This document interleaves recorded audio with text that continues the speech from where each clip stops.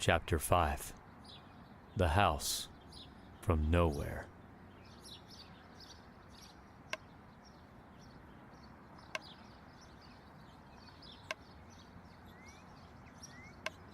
The dense fog began to lift from Allie's mind. She heard a gentle tapping sound fill the room. She opened her eyes slowly. The cord for the window blinds across from her was bouncing around in the breeze. The restless sounds of the city seemed far quieter than normal. A sharp pain shot through her arm as she winced. Allie lifted herself up from the bed. She looked down at her arm to see a needle inserted into her wrist, connected to an IV hanging on a hook next to the bed. Allie examined the room around her, noticing nothing that reflected a hospital, only an ordinary-looking bedroom. The faintly colored wooden nightstand to her right seemed plain, with no medical forms or hospital tools of any kind resting on its surface. The dresser at her feet, past the foot of the bed, was much the same, decorated with fake flowers in a green and blue vase.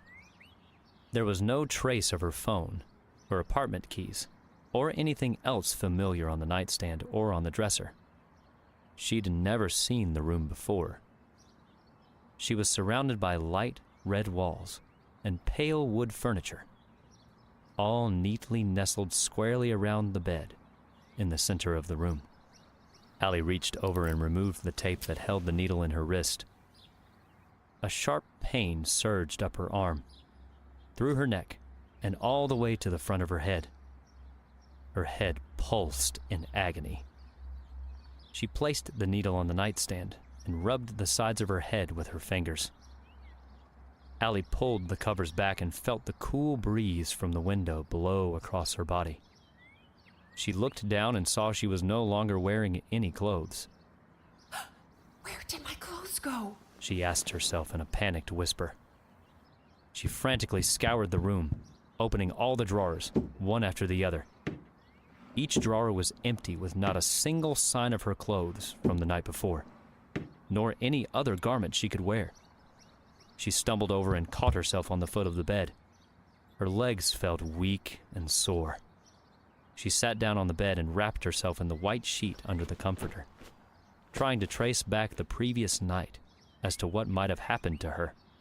She remembered drinking with Carly, then walking home. Did I drink too much? She asked herself quietly. She only recalled having 2 drinks the whole evening, and she remembered walking to the bus. Allie suddenly remembered the mysterious man who had been following her home, and how she ran to get away from him. Have I been kidnapped? A cold fear rose in her chest. She got up from the bed, with the sheet still wrapped around her, and walked over to the bedroom door. She turned the handle to see if the door was locked. The handle turned with ease, which gave her a small sense of relief. No kidnapper would be kind enough to give her an IV and leave the door unlocked for her, unless they were a bad kidnapper. She turned the handle and opened the door slowly. Allie peered through the door crack to see if there was anyone on the other side. All she saw was a silver chandelier hanging from the ceiling in the distance, and a fine, decorative cherry-red wood railing that lined what appeared to be a long balcony. She opened the door further and noticed 5 other doors to her left, lining the hall with the balcony railing overlooking the room below to her right. Cautiously, Allie stepped out from the doorway and saw the grand foyer below her. The lower floor was inlaid with polished marble, and white stone columns stood on each side, facing a large, dark, wooden front door at the other end. In the middle of the foyer lay a circular wooden table with a large bouquet of dead flowers on it. A visible layer of dust coated the floors and railings, evidence that whoever lived in the home hadn't cleaned in months, maybe even years. The handle on the front door below her began to turn. Allie panicked. She quickly stepped back through the doorway to one side and peered around the corner to catch a glimpse of the intruder. An older woman walked in. She had light gray, curly hair, and wore a long, green, old-fashioned dress. She held a silver tray covered with a white cloth. Otto! Sam! Lunch is here! Yelled the woman, her voice echoing throughout the home. She walked over to the table in the middle of the foyer, placed the tray down on it, and removed the cloth to unveil 2 plates of sandwiches, a smaller plate of fruit, and 2 bowls of soup. She stared at another silver tray still resting on the table, seemingly untouched, with mold growing on the sandwiches and curds floating in the soup. Honestly, I don't know why I even bother, she said to herself. If you're not going to eat it, at least throw it away, or next time I'll thump both of you. Allie watched the woman purse her lips, grab the tray with moldy food on it, and carry it into the next room. The sound of dishwater running from the other room filled the foyer. Allie continued to watch from her hiding spot, trying to stay low out of sight. And at least do the dishes while you're at it, yelled the old woman as she came back into the entrance hall carrying the tray with her. Sam! Otto! Lunch! She yelled once again. She looked up toward the balcony. Allie swiftly pulled her head back and hid around the corner. The older woman noticed the corner of a white sheet on the floor atop the balcony. She smiled and placed the tray down on the table next to her, then made her way over to the staircase. Allie heard her footsteps coming up the steps. She frantically scurried back into the bedroom and closed the door quietly behind her. She ran towards the bed, only to have the sheet be ripped away from her, leaving her exposed in the middle of the room. She looked back to see the corner of the sheet was caught in the door jamb. Allie hurried over to the door and began pulling on the sheet. It was stuck. She stood in the room tugging frantically at the sheet in a quiet panic, hearing the woman's steps on the stairs getting closer. Crap, crap, crap. Allie whispered to herself as she continued to tug at the sheet. The old woman turned the corner at the top of the stairs to see the door to Allie's room closed. The corner of a bedsheet stuck out from below the door, wiggling back and forth. The woman stood there for a moment, trying to contain her laughter. Allie gave the sheet a final, hard tug and managed to whip it loose from the door. Yes! She whispered to herself as she ran back over to the bed, falling clumsily onto it and pulling the sheet and comforter back over herself. Allie closed her eyes, pretending to be asleep. The old woman waited for the sound of frantic movements to cease on the other side of the door. After the long pause, the older woman opened the door. She walked over to the opposite side of the bed and reached down to grab Allie's wrist. She could feel her heart rate beating faster than a rabbit's foot. She glanced over to see the IV resting on the nightstand next to her. Best sleep a little longer, dear, the woman said quietly. Allie continued to pretend to be asleep. The woman walked back over to the door and turned around to see Allie still lying there. Welcome to Asphodel, dear. She turned and closed the door behind her. The woman's words left Allie bewildered. Allie sat up again and turned her head toward the door to make sure the coast was still clear. She wrapped the sheet around her body again, then tiptoed back over to the door and cracked it open again to watch the woman descend the staircase. Otto! Sam! Lunch! I'm not telling you again, yelled the woman as she turned the corner from the staircase and stuck her head through the doorway below the balcony. The woman strode back to the table at the center of the foyer, grabbed the empty silver tray, opened the front door again, then left. Now confident that the coast was clear, Allie made her way back out onto the balcony and over to the staircase. She wandered down the steps to see a large living room to her right, piled with books that were scattered across the floor, surrounded by bookshelves. A red velvet couch sat at a careless angle in the middle of the room. A suit of steel medieval armor stood at attention near the entryway. Stepping lightly across the marble floor, Allie waved her hand in front of the suit of armor and tapped on the metal chest plate. The suit was empty. She wandered through the living room, noticing the large collection of ancient and historical artifacts scattered around the room, like a small private museum. Back beyond the entryway on the other side, Allie saw a dining room table with dirty plates strewn across it. She shuffled her way over to the table, noticing 2 of the chairs had been knocked to the floor as though 2 people had left in a hurry. The sound of voices suddenly caught Allie's attention. She turned back to see the wooden door below the balcony halfway open. She walked over to the doorway and pulled the door open. The voices grew louder. Wait! I got it! Said an echoing voice from below. Ahead of her, around a corner to her left, lay a wooden stairway that seemed out of place compared to the rest of the house. Allie crept down the staircase, attempting to step as softly as possible. Step by careful step, as she made her way down the stairs, she determined the voices below to be 2 men arguing. I'm telling you, it's not a transmitter issue. It's the receiver, said the younger of the 2 voices. No. I've checked it already. If I check it again, I'll break it on purpose just so I can diagnose the problem. Replied an older voice.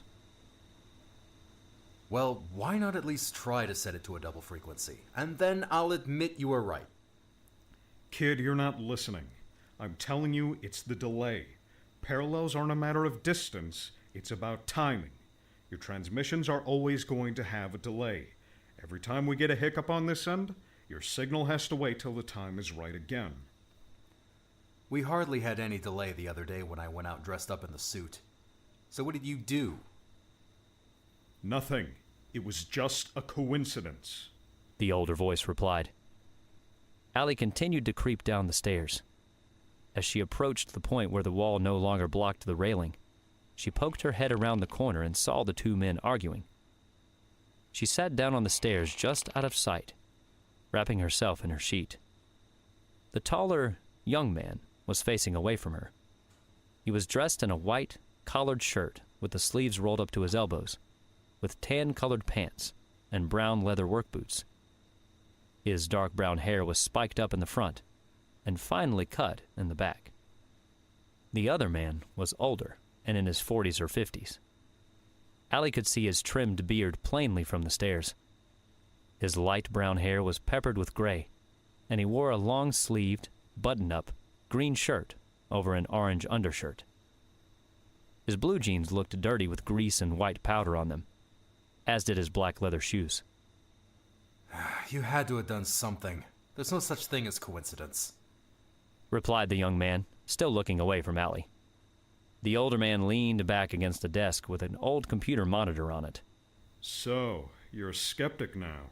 I see, replied the older man. Odds are we're in progressive flux. The problem is telling when we're in the process of a degrading flux. You can't predict something like that here. Allie peeked further down the stairs. A series of large pipes and wires running away from the area around the computer stretched across the basement walls. Could we use the Ark? Unless you think that's a dumb idea, too. Allie leaned forward to see an odd-looking machine at the other end of the room. 4 metal arms, connected by large steel cables and wires, hung from the ceiling and floor, surrounding a set of 4 metal inlaid rings at the very center. Allie stared at the strange machine for a moment in bewilderment. All right, what do you mean, smartass? Asked the older man. If we tie the transmission signals into the Ark, would that eliminate the problem? Erland always said it was bound here, too. Maybe it can predict what we can't. Maybe. I need Merrick's help, though. If we use too much amperage trying to scan this end, I won't be able to open the gateway again. An amber light flashed over the desk above the computer, and an alarm wailed.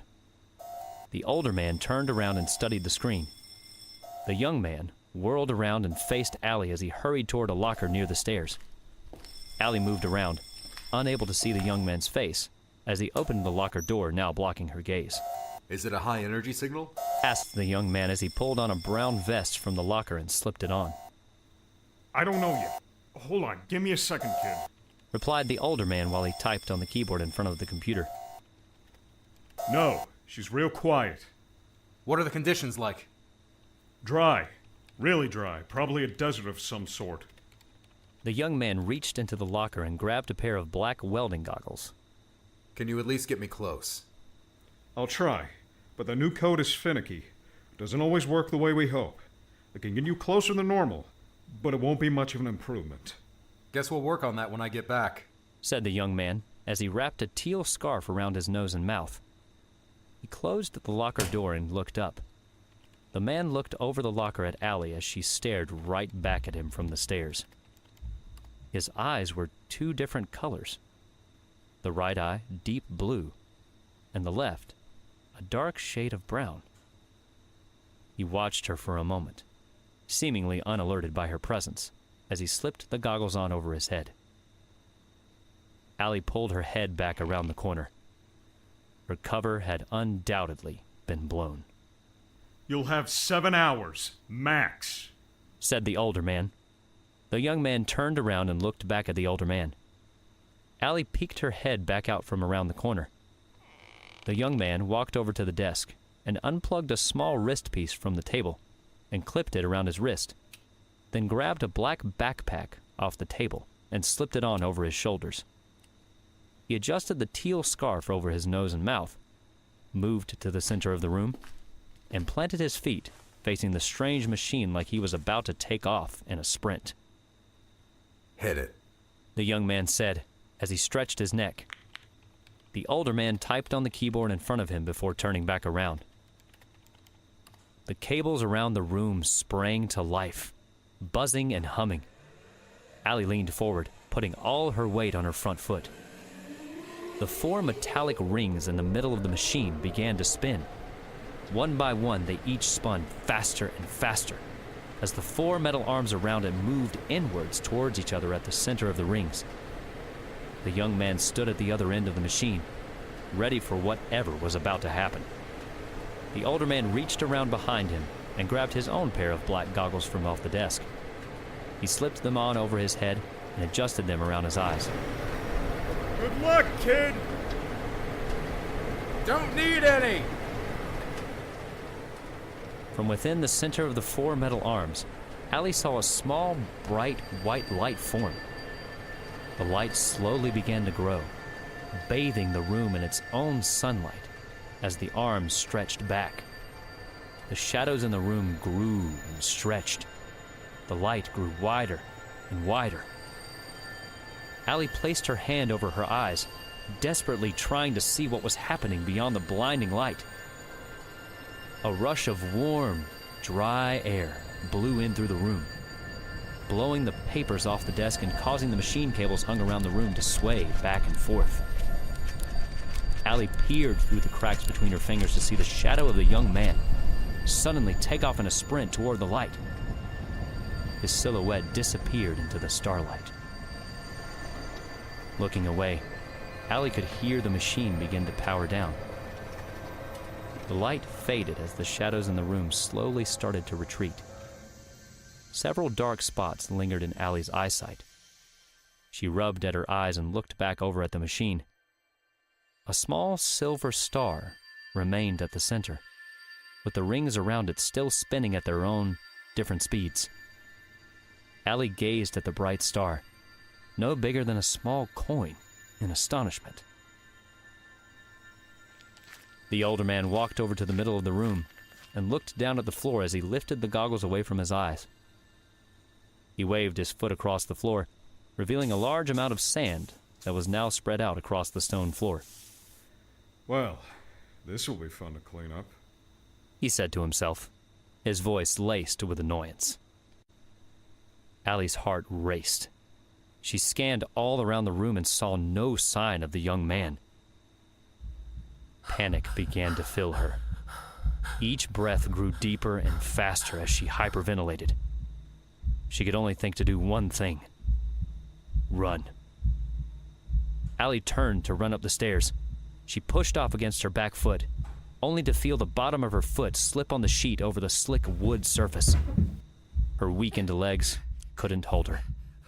She stumbled backward down the stairs, tumbling down the steps until she slammed her head into the wall at the bottom of the landing. She laid on the floor and stared helplessly at the older man. The man rushed over to help, grabbing a medical kit from off the wall before bending down next to her. Don't move. I got you. Just stay right there for a minute, he said to her. Allie lied motionless. The man worked his hands around her shoulders and behind her neck. Well, I don't feel anything broken, he said as he helped her sit up against the wall. He pulled a small flashlight from out of his shirt pocket and peered into her eyes. It's all right. Now, look up for me. Allie complied. She turned her eyes toward the ceiling. Now down, now to the right, now the left. Allie did so with ease. The man sighed with relief. Not concussed either. That's a bonus. Scared me for a minute there. The man reached into the medical pack and pulled out a small ice pack that he massaged with his hands. You okay, kiddo? He asked. Allie put her hand up to her forehead. She could feel a large bump forming. Looking up, she realized the sheet that had been wrapped around her was now lying crumpled on the stairs. A wave of embarrassment fell over her. Oh, hold on 1 second. Hold this on your head, said the man as he handed her the ice pack and got up to grab the sheet. He leaned over and picked the sheet up, then draped it around Allie as she held the ice pack on her head. Sorry, all the clothes are at the wash. Normally, we would have given you something to wear right away. Allie squinted in pain as the pulsing in her head grew stronger and more vigorous. Can you tell me your name? Asked the man as he stood back up and dragged the office chair over to the stair landing from his desk. Allie. Is that short for Alice? Allison, actually. The communicator resting on top of the computer beeped. The man turned around and rolled the office chair back over to the desk. He picked up the communicator and tapped on the touchscreen. Hot as hell out here. It's like looking for someone in a giant sandbox. Came the young man's voice over the handheld communicator. You said it wouldn't take you that long.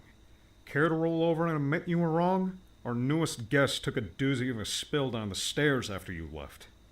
Luckily, she's all right, said the older man into the handheld.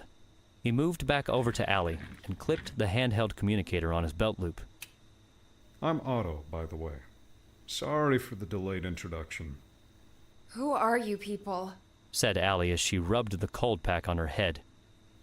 Tell you what, let's get you back upstairs, then I'll explain everything. Deal? Allie looked over at Otto as he extended his hand out to her. Allie nodded and shook his hand. Otto stood up and helped her stand up, offering her a helping hand up the treacherous, slippery staircase. Hey everyone, this is Nick Erickson, the voice of Leo from SEM Adventures Across Time. If you've enjoyed your adventure across time so far, be sure to check out our Patreon page at patreon.com/TS Wieland. With your support, you'll gain early access to the next chapter of the book, and even a copy of the book itself. With your contribution, more thrilling and inspiring audiobooks can be made every day through hard work, time, and dedication of voice actors and artists all across the world, including myself, all working together. From all of us here in the world between worlds, we'd like to thank you for joining us on our adventures.